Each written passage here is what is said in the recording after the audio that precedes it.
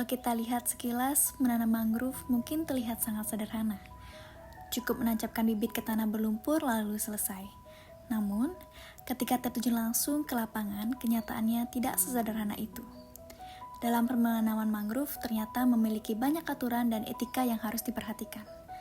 Nah, mulai dari siapa saja yang boleh ikut menanam, perlengkapan yang wajib digunakan, cara menanam yang benar, hingga waktu yang tepat untuk melakukan penanaman. Di semua aturan tersebut bukan dibuat untuk mempersulit, tetapi untuk menjaga keselamatan dan memastikan mangrove dapat tumbuh dengan lebih baik. Nah, pada video kali ini kami akan menjelaskan alasan dibalik berbagai kegiatan dan aturan penanaman mangrove yang diterapkan di hutan mangrove Wanasari.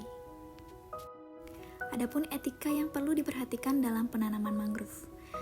Nah, berdasarkan penjelasan dari pengawas di lapangan, perempuan yang sedang haid atau berhalangan tidak diperbolehkan ikut dalam kegiatan penanaman mangrove.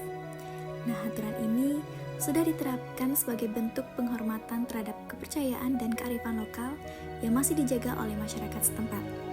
Dalam konteks budaya lokal, hal-hal tersebut dianggap perlu dihormati agar kegiatan berjalan dengan baik dan tetap selaras dengan nilai masyarakat sekitar.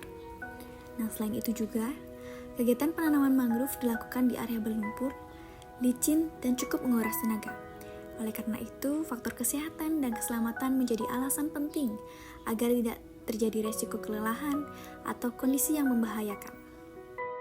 Dan di kawasan mangrove Wanasari, konsep green tourism diterapkan agar kegiatan wisata tidak merusak lingkungan. Green tourism penting karena kawasan mangrove merupakan ekosistem yang sensitif.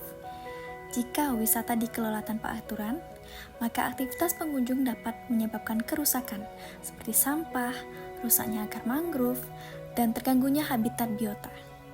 Dengan menerapkan green tourism, pengelola membatasi aktivitas yang berpotensi merusak dan mengarahkan wisata agar tetap memberikan manfaat ekonomi tanpa mengorbankan kelestarian alam.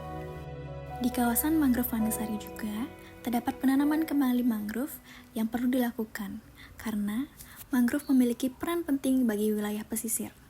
Mangrove ini berfungsi sebagai pelindung alami pantai dari abrasi dan gelombang laut. Nah, jika mangrove berkurang, maka pantai menjadi lebih rentan terhadap kerusakan dan bencana alam.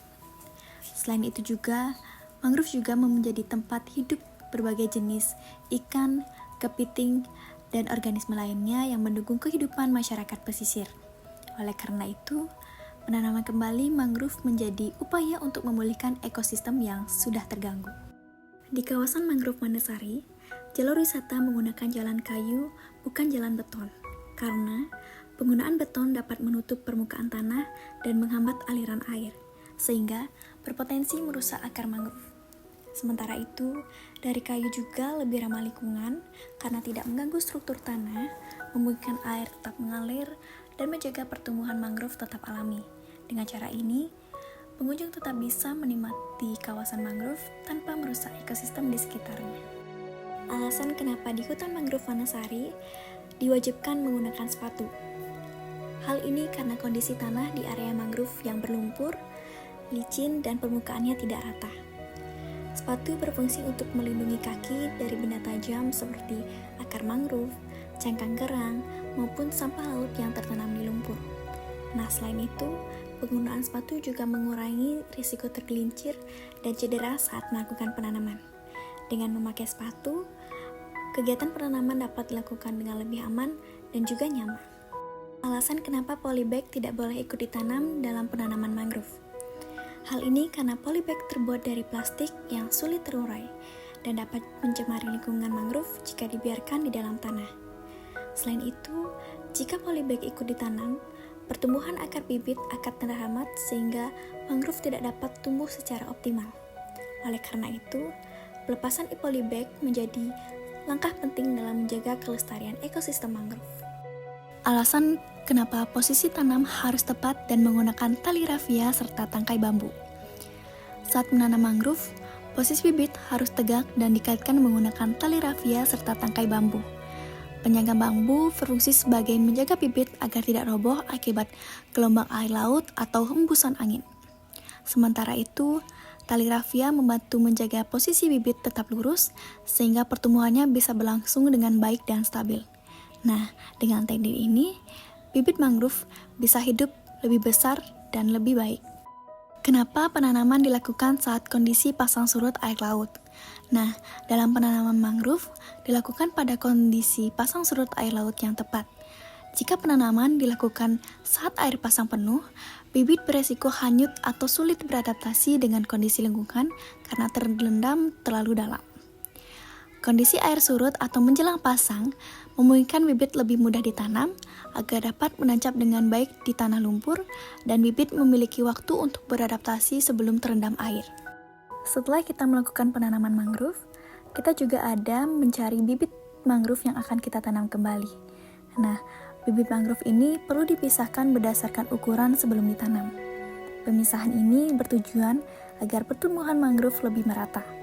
Jika bibit mangrove yang kecil ditanam bersama dengan bibit yang lebih besar, bibit mangrove yang kecil bisa tidak mendapatkan nutrisi, cahaya, dan ruang tumbuh.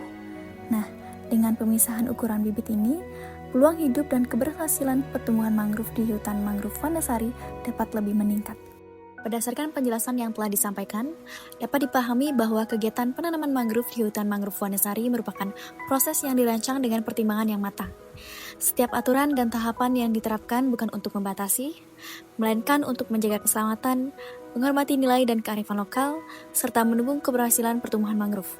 Nah, melalui penerapan prinsip green tourism dan pengelolaan yang bertanggung jawab, kawasan mangrove dapat dimanfaatkan secara berkelanjutan tanpa merusak ekosistemnya.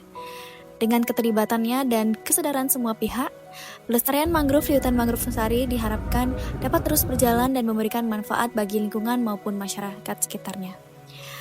Untuk alam, jika tidak kita yang menjaganya, lalu siapa lagi?